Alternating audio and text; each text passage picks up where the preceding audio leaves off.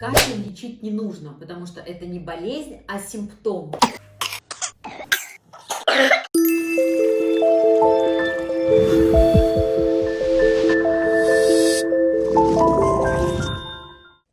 В первую очередь нужно выяснить причину. А причины могут быть разные.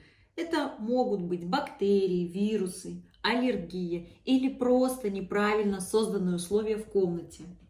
Если кашель вызван вирусами, то требуется соответствующее лечение. Если бактериями, то здесь обязательно антибактериальное лечение.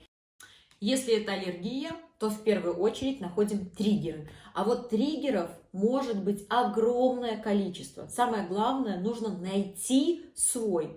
Это может быть как бытовая химия, декоративная косметика, так и шерсть от животных, пищевые триггеры и неправильно созданные условия. Когда в доме появляется малыш, то рекомендуется приобрести увлажнитель для того, чтобы поддерживать влажность комнаты, там, где спит малыш.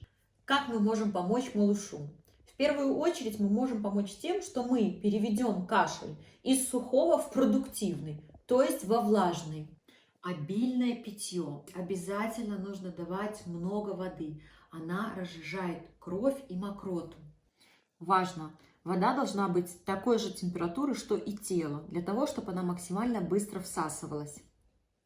Должен быть обязательно влажный воздух, 50-70%. Температура воздуха должна быть 20-22. И самое главное, правильно и своевременно установить причину. Не заниматься самолечением. Обязательно проконсультируйтесь с врачом. 2 недели назад я разыгрывала французскую косметику для мамы и малыша Ля Рош. И вот победитель. Ан, я вас поздравляю. Косметика, вот этот крутой набор достается вам. Ну что, если вы до сих пор ленитесь подписываться на самый полезный канал, не забудьте сейчас подписаться. Пока-пока. Ну что, все?